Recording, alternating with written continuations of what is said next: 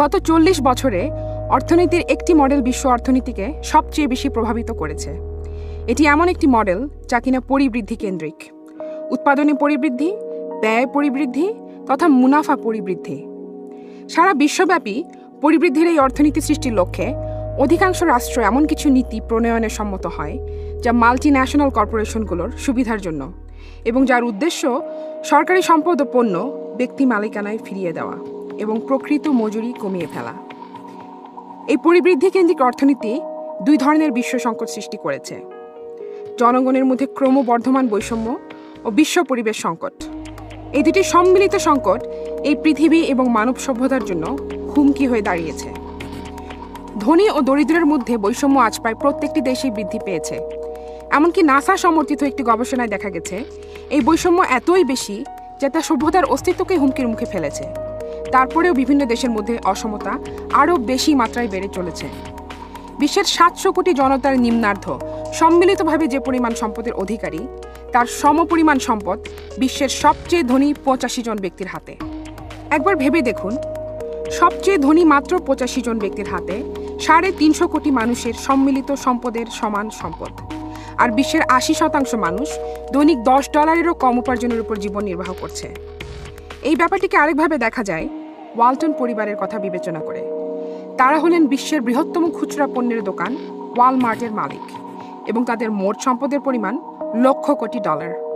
তাদের আয়ের মূল উৎস হল দরিদ্রের শ্রম। বাংলাদেশের মতো দেশগুলোতে নারী শ্রমিকেরা দরিদ্র মজুরিতে কাজ করেন, কোনো ধরনের স্বাস্থ্য বা নিরাপত্তা ব্যবস্থা ছাড়াই। জীবনের ঝুঁকি নিয়ে তারা ওয়ালমার্টের মতো কোম্পানিগুলোর জন্য সস্তা ও একবার মাত্র পরিহার্য জামা কাপড় তৈরি করেন। সারা বছরে বাংলাদেশের একজন মহিলা গার্মেন্টস শ্রমিক যা উপার্জন করেন তা ওয়ালমার্ট পরিবারের 1 সেকেন্ডের উপার্জনের চেয়ে কম। যে কোনো পরিবেশেরই নিজেকে পুনরায়ন করার ক্ষমতা সীমিত এবং এই সীমা যখন অতিক্রান্ত হয় তখন অপরিবর্তনীয় পরিবেশগত পরিবর্তন আমাদের হুমকির মুখে ফেলে দেয়। বিশ্বব্যাপী 9টির মধ্যে এই ধরনের 3টি সীমারেখা ইতিমধ্যেই আমরা ছাড়িয়ে গেছি। আমরা যদি এইভাবে সম্পদের অতি ব্যবহার চালিয়ে যাই তাহলে তার পরিণতি হবে মারাত্মক। বাংলাদেশে জোয়ারের পানি সারা বিশ্বের গড় হারের তুলনায় 10 গুণ বেশি দ্রুত হারে বৃদ্ধি পাচ্ছে, অথচ সারা বিশ্ব আবহাওয়া ক্ষতিকর যত গ্যাস নিঃসরণ করে তার মাত্র 0.3 ভাগ নিঃসরিত হয় এই দেশটিতে। 2050 সাল নাগাদ বাংলাদেশের 5 কোটি মানুষকে অন্য কোনো দেশে আশ্রয় নিতে হবে। তারা কোথায় যাবে? তারা কি বাধ্য হবে সীমান্ত পেরিয়ে পার্শ্ববর্তী দেশে আশ্রয় নিতে? বিশ্বের 70% নারী দরিদ্র।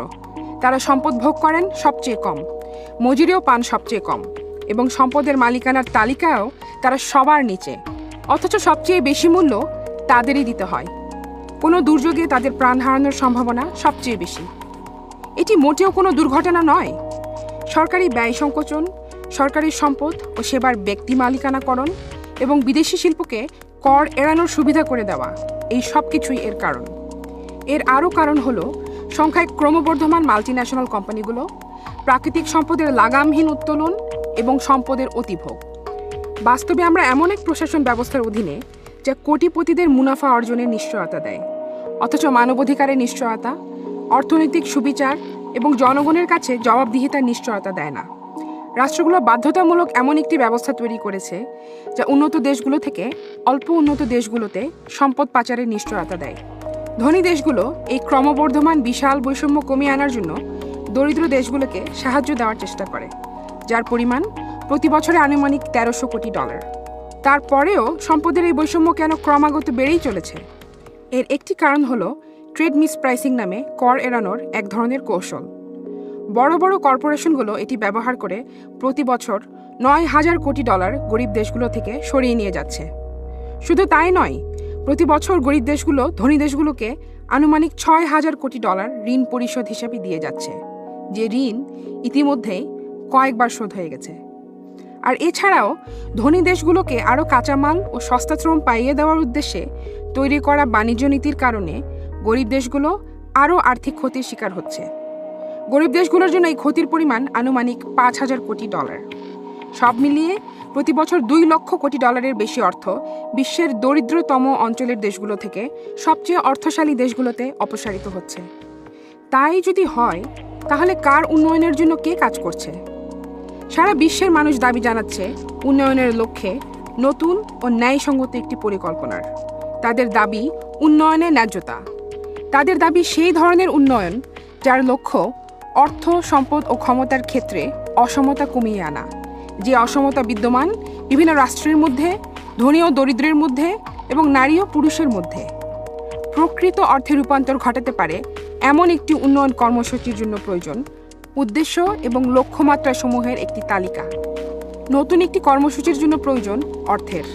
এই অর্থ সংগ্রহ করা যায় বিশ্বব্যাপী ক্ষতিকর বিভিন্ন প্রক্রিয়ার অনুসারীদের উপর কর আরোপ করে, যারা প্রাকৃতিক সম্পদ কাজে লাগিয়ে লাভবান হচ্ছে, বিশেষ করে মাল্টি ন্যাশনাল কোম্পানিগুলো, তাদের উপরে। বিশ্বব্যাপী লেনদেনের উপর কর ধার্য করা যেতে পারে। আর্থিক লেনদেনের উপর শতকরা 0.05 হারে কর ধার্য করে বছরে $6,500 কোটি সংগ্রহ করা যেতে পারে, যা দারিদ্রতা এবং জলবায়ু পরিবর্তনের সমস্যায় ব্যবহার করা যেতে পারে।